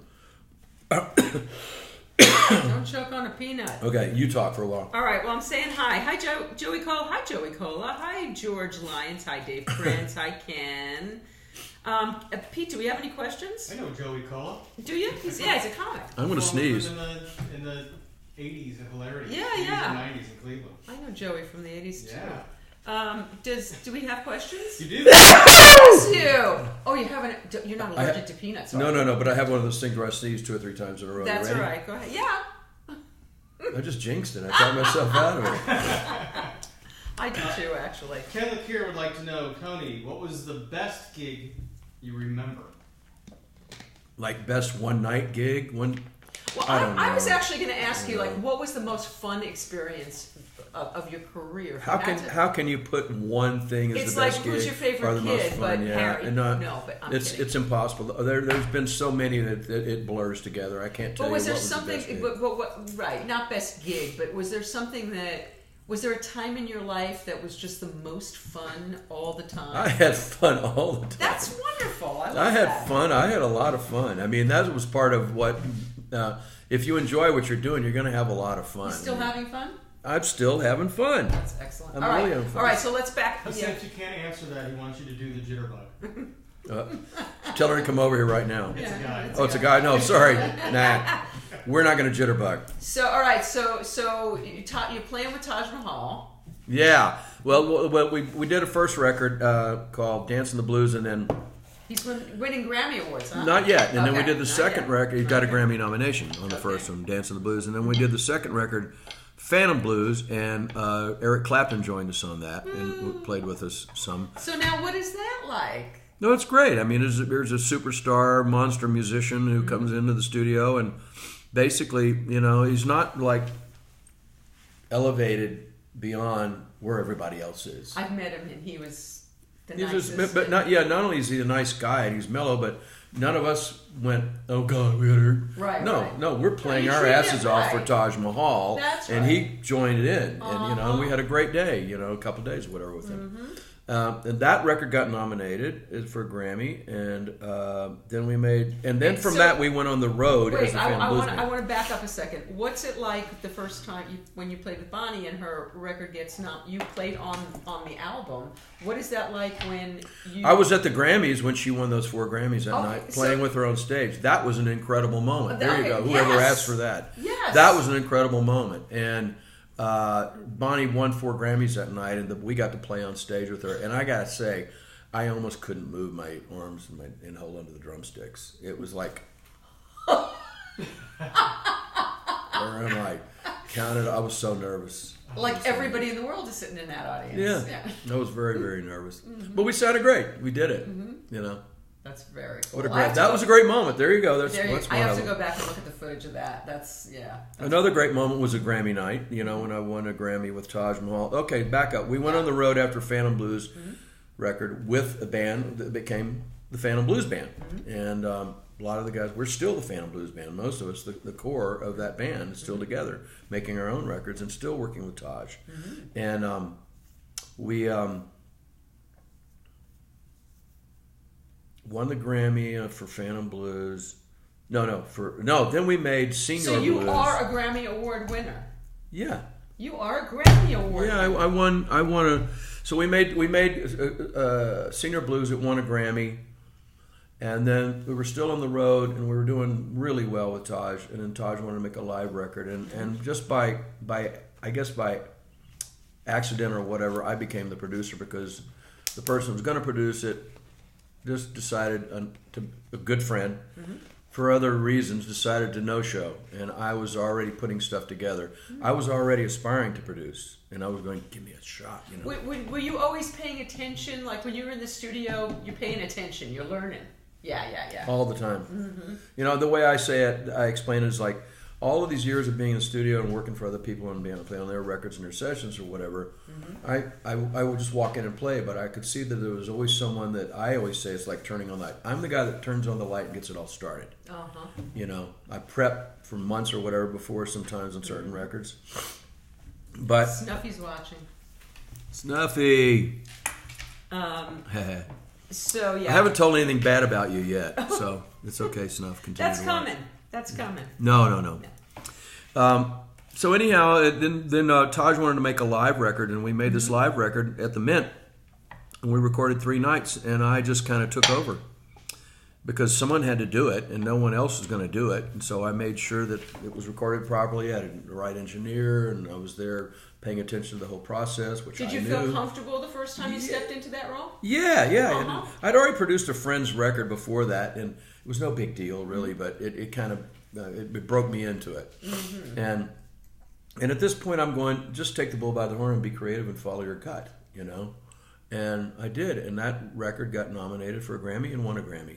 That's another amazing moment. So that's your first producing gig, basically. I mean, you did my first real producing gig. And you win a Grammy. That's great. That's crazy. I'm waiting. That's crazy.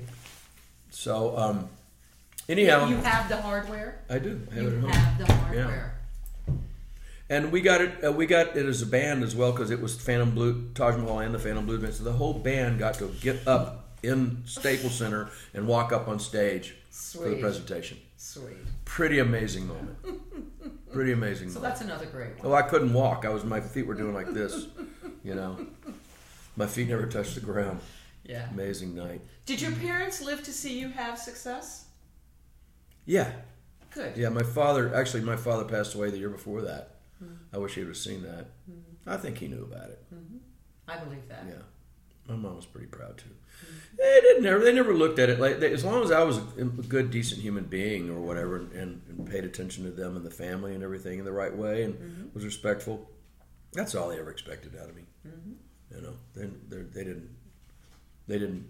My mother would say that my dad acted like he didn't care whether I played or not. Mm-hmm. No, I wouldn't say he didn't act like I didn't care. He just didn't make a big deal out of it ever, which is all right. Mm-hmm. But my mom would say when I wasn't around, he would brag a bunch and everything. My son's playing drums, and he was on TV the other night. It's kind of cool to get that. Yes. And I don't need all that adulation. I love what I do. My reward is feeling all those creative moments come around and being a part of them and watching them turn into something special.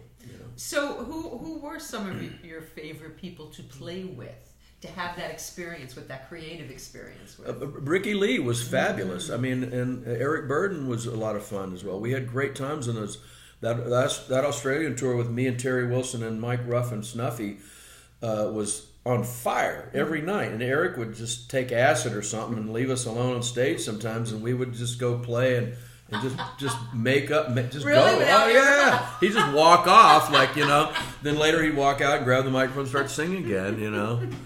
That was a wild tour. Mm-hmm. So it's really hard for me to when I feel like I'm being put on the spot when people ask me questions like that, and I'd love to answer that question. Well, I did kind of already. It's not to say that it was better than something. It's just highlights, things that stand out. Yeah, well, there's tons of highlights, and if we sat here all night, they'd probably all come out, But plus, I'm only drinking water. Sorry, that's okay. Sober house. We need another one. So that's when I really started getting more serious about wanting to be a producer, and I started actually working at it then because a good friend of mine said to me the night we won the Grammy, he said, for the rest of your life you'll be known as Tony Braunagel, Grammy Award-winning producer. And I went, Tony Braunagel, Grammy Award-winning producer. I went, nah. So I can't wear that. I don't get it. Oh, I'm putting that in the liner notes. So I don't get that. I can't wear it. No, I got lucky. And before I choke and sneeze. And he said, no. He said, that's the way it's going to be. And I went, and he was right. It opened doors for me. And I don't want to use it as a big bragging thing or whatever. But it did open doors for me. And so I could actually say Rick yes. Smolke. Grammy Award-winning producer, and so it opened doors, and it was good. But anyhow, you still have to work hard. Yes. You got to come back. You got to do something. And like I say, I think time that might get you in the door, but it's not going to keep you there. No, you got to deliver. Talk to the people. Okay, so Pete, come out here. Say, bless you. Pete George is coming out here, the rock and roll comedian. Pete, come talk to us and tell us what you've been up to. What about but where was I? I was Waterford, Michigan. Waterford. Yeah, how was doing that? Shows. It was awesome. Okay. Awesome. Yeah. Yeah, things are good. Yeah. Show's coming up November. I'm at the Grand Hotel in Vegas again for 5 nights. Nice. And then a bunch of stuff in December in Erie and West Virginia and all the big cities. And you got a New Year's Eve gig you're coming back for. Oh, Ventura Harbor Comedy Club, right on the water. I'm going to be there 2 shows on New Year's Eve, headlining that night, and come on out. Cool. He's checking his. No, I'm going to see who's checking in here. We started the show. I didn't mean to bore anybody. We started the show with Tony. I'm sorry. I want him to tell some jokes. He's a funny guy. I can't tell jokes here. I'm union. Oh. Anyway. I can't act here. I'm union. Hey, okay. So wait, we haven't talked about that. We have to talk about that. About it. Yeah, I've got to pack and go to Minneapolis. We better talk. So wait. So all right. I'm gonna go. Thank you, Pete. Okay. And you'll let us know if there's any questions of Tony. But I want to hear about According to Jim and how that happened. So my good friend, your good friend Tracy Newman. Yeah, Tracy Newman. All right, I'm playing in a. Right around the early 90s, the House of Blues opened on Sunset, and I was in a house band. Once again, I've always been in these house bands, and we're backing all these people up, and one night Jim Belushi comes in, and we said, hey, Jim, get up and sing with us, and no. Next week he comes back and goes, can I still sing with you guys? And he sang. He got bit. That was it. And he wanted to do it, and he came back, and he started. Next thing you know, he had this movie he wanted us to do this song for, and he sang... what movie? Our TV show or something like that. And he sang Elvis version of Viva Las Vegas, and that's how it started. And then he got bit by the bug, and then we told him he could make money as a... Somebody told him he could make money as an entertainer as a big name doing corporate stuff and put together, and he goes, oh, they're asking me to be in the Blues Brothers 2000, and Danny said I need to get on stage and start doing some music. Mm-hmm. And so he started playing with us, and then we put together the Sacred Hearts. Band Well, we took that house band and turned it into the Sacred Hearts. Okay. And then years later, Aykroyd, and we opened up all the House of Blues around the country. Uh-huh. Years later, Aykroyd, who had played with us from the beginning of the House of Blues occasionally, was still doing a few Blues Brothers gigs with the Blues Brothers Band. Right. Decides that he wasn't going to do any gigs with the Blues Brothers Band anymore. He was going to do them with Jim and the Sacred Hearts. And we became the Blues Brothers. So that's what I'm doing tomorrow. I'm going to Minneapolis. Get out of here. I'm playing with Jim Belushi and Dan Aykroyd in that same band. That's so crazy. At a corporate somewhere in Minneapolis. I don't even know where I'm going to be. That's crazy. And we've been doing it since 92, 93. So you're the Blues. You're a Blues Brother. I have been, yeah. I co-produced an album on them. I didn't even know that. Glenn Clark and I, who was the keyboard player, produced an album on them, and this is well after the TV show got going, though. But, so, all right. So, talk about how, according to Jim, happened. Well, Jim gets he had been offered another TV show earlier, and we did the pilot, and he wanted everybody in the band in it, but it didn't get signed. How did he talk them into putting the band in it? Well, that was something. He was going to be a nightclub owner with a band. Okay. And we were going to be the prop band. Uh-huh. So that didn't happen. And about a year later, he calls and says, "I've got an opportunity to do this thing," and I think that he's one of the creators, so Tracy could tell us exactly how that happened. Mm-hmm. With John Stark and Tracy Newman and Jim, and they put it together, and I don't think Jim is credited as a creator. Maybe not. Just I don't Tracy know. And John. That's the way it should be. I believe you're right. Mm-hmm. Anyhow, Jim wanted some musicians in the band, in his band, to be in the show with him, and we did the pilot. And did you have to do an acting audition? That's coming. Oh. We did the pilot, and at the end of the pilot, they went, "Well, we can't really use the band. We got to have actors." And Jim said, "I have to have one actor in the band. I have to have one." And I said, "Well, I guess that drummer guy or whatever." So I got the call, and I got to go audition with a room full of actors, comedic actors. I walk in, and I'm going, Wait. How did you get picked out? Jim shooed me in on this. Okay. He went, "No, I got to have somebody." Tony and John Stark and Tracy, whomever else said yes, okay. Mm-hmm. We can try to get him in there. I'm not sure exactly how the deal went down, but I had to go audition. And so when I went to audition, I was reading the lines and with someone. Had you done any auditions? No. And I'm trying to be funny. I'm reading this trying to be funny. Mm-hmm. And Jim calls me. He was nervous. He was on vacation in Martha's Vineyard. He says, "Hey, man, you got the audition today?" I said, "Yeah." He said, "You ready?" I said, "Yeah, I know the lines." He goes, "Read them to me." So I read them, and I was like trying to be funny. He goes, "Oh, no, stop. Don't try to be funny. The lines are funny." He said, "Read it like the phone book." I went, "Oh, okay." So I read it flat. He goes, "See, now that's funny." I went, "Okay, well, I learned something right then." Wow. I went to the audition. I walk in, there's a room full of guys, funny comedic actors that you've seen in commercials and TV. Them? Several of them. Uh-huh. And I walked in, and I'm the only, because the community, everybody knows everybody. Mm-hmm. I walk in, and they go, "Who's that guy?"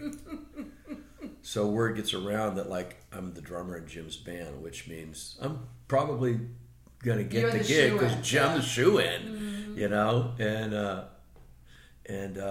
So and they're all auditioning for the drummer? They're all auditioning for a part to get on this show, to be in the band or whatever. Uh-huh.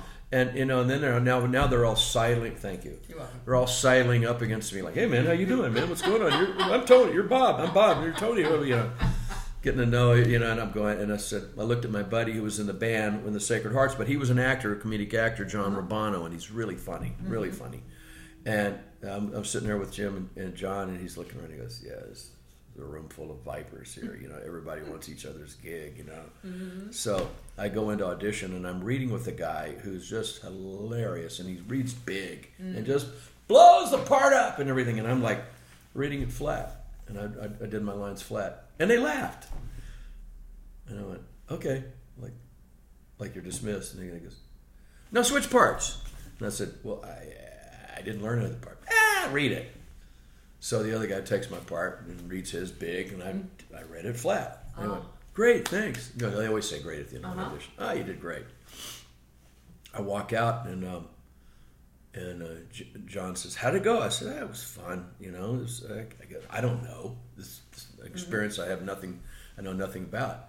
And they came out and said they had callbacks, 5, 6 people, whatever. And my name was on it, and John's wasn't on it. And we left.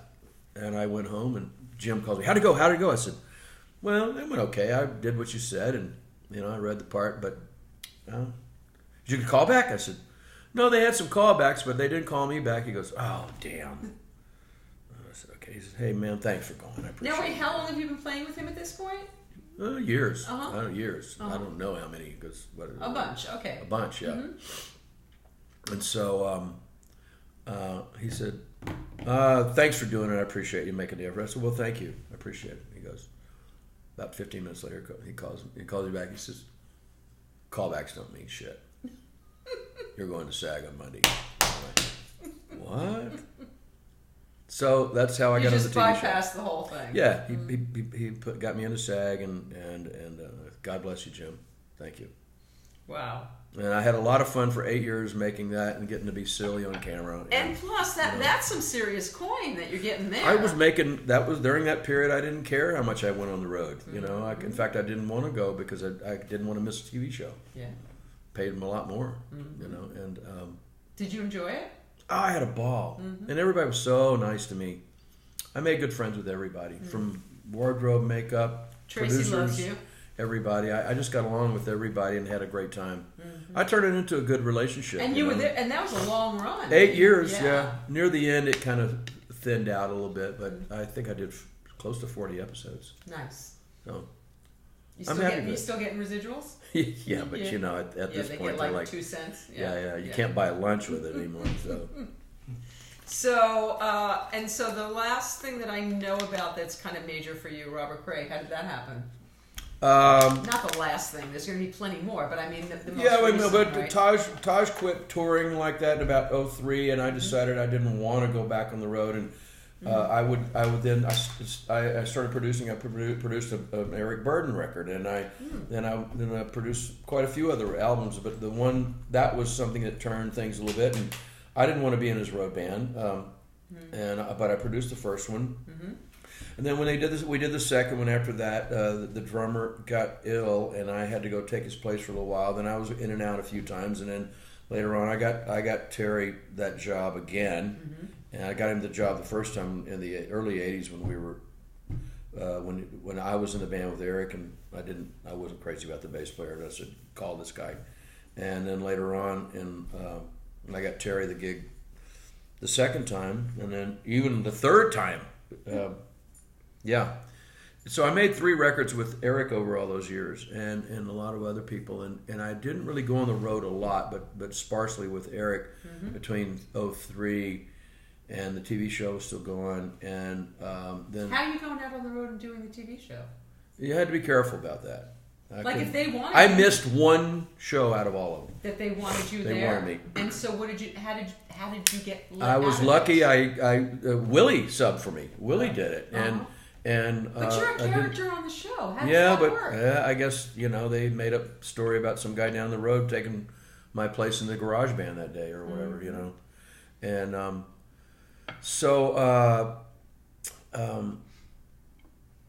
then Robert Cray. I got approached by Robert Cray, and I wasn't sure at first because I didn't want to go back. I got approached before that by the Doobie Brothers. You turned down the Doobie Brothers? Yeah, I didn't want to go on the road at the time.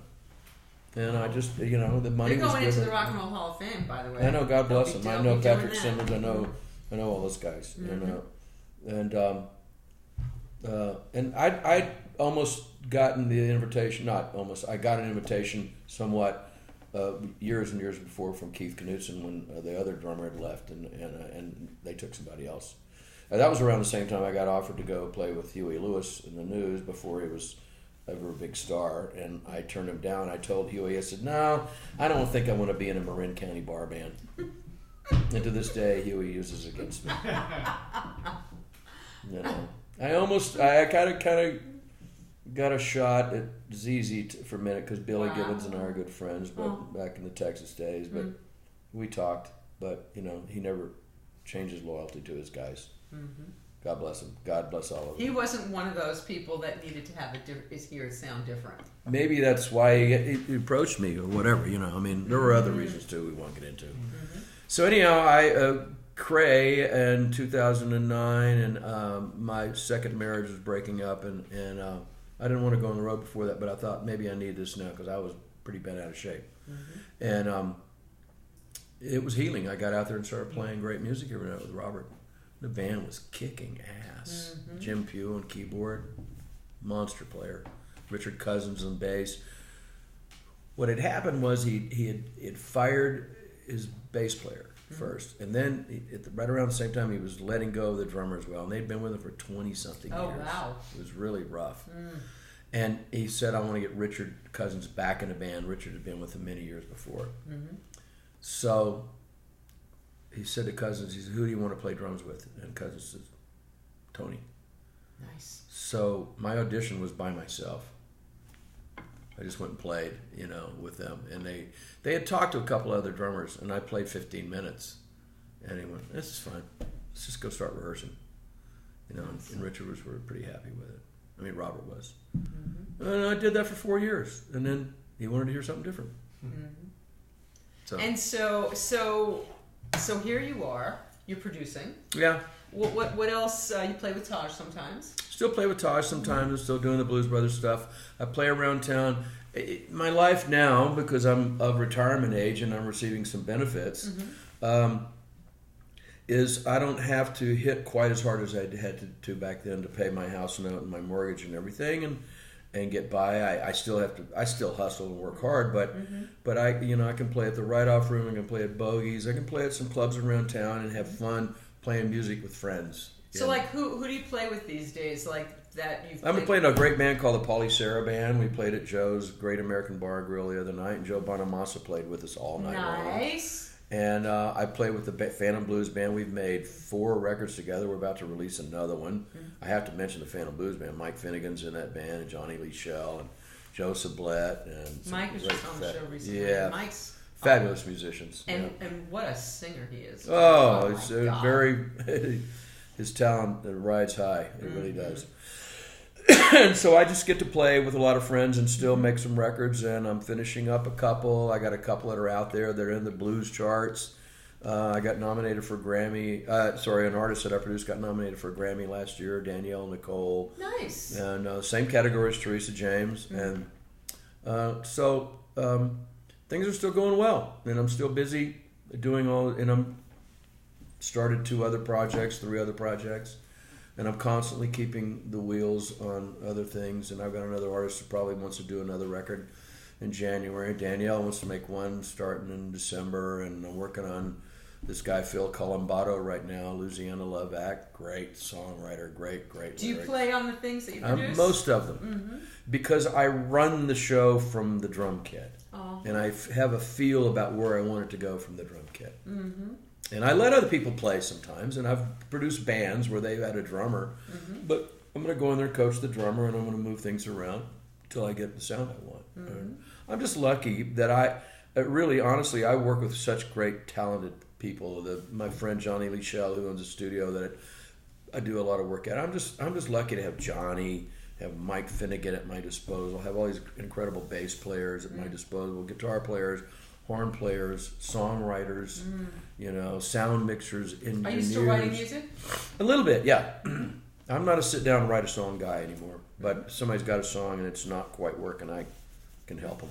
Mm-hmm. So it's great. I'm very happy where I'm at right now. I love the place I live in, the house I live in Studio City, and I'm just being a good neighbor, and you got a girl. I got a girl, yeah. And you got a girl.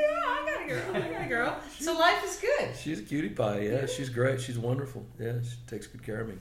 Is there anything that you haven't done that you still aspire to? I still go on acting auditions. I wouldn't mind having an acting thing. Nice. I wouldn't mind I wouldn't say I'd like to have a regular on a sitcom, but I wouldn't mind getting a goofy part every once in a while. Uh-huh. I'd really like to do some kind of wacky stuff. That'd be fun. Yeah, because I can get kind of wacky. So I wouldn't mind getting a part doing something like that here and there. And I don't know. I'm not going to say I've done it all, so I don't know what else I want to do. I want to stay healthy and continue doing what I do because I love it so much, and it's fantastic. That's a pretty great thing. It's a great place to be in. You have a lot of gratitude? Sounds like you do. A lot of gratitude, absolutely. I really have a lot of gratitude for what's gone down. Every once in a while, you got to stop and sit down and take a few breaths and just let it kind of soak in, and realize that, this happened because of all the. Like I said, I'm just blessed. I mean, I'm blessed to be around all these incredibly talented people. Mm-hmm. Sometimes I just don't feel like I'm nearly as talented as they are, but it doesn't change my confidence. Mm-hmm. I just look around and go, oh my God, look at all these fantastic players, all these musicians, singers. God, I'm so lucky. That's a pretty great place to be. Yeah, I feel good about it. I love that you love your life and that you love what you do because.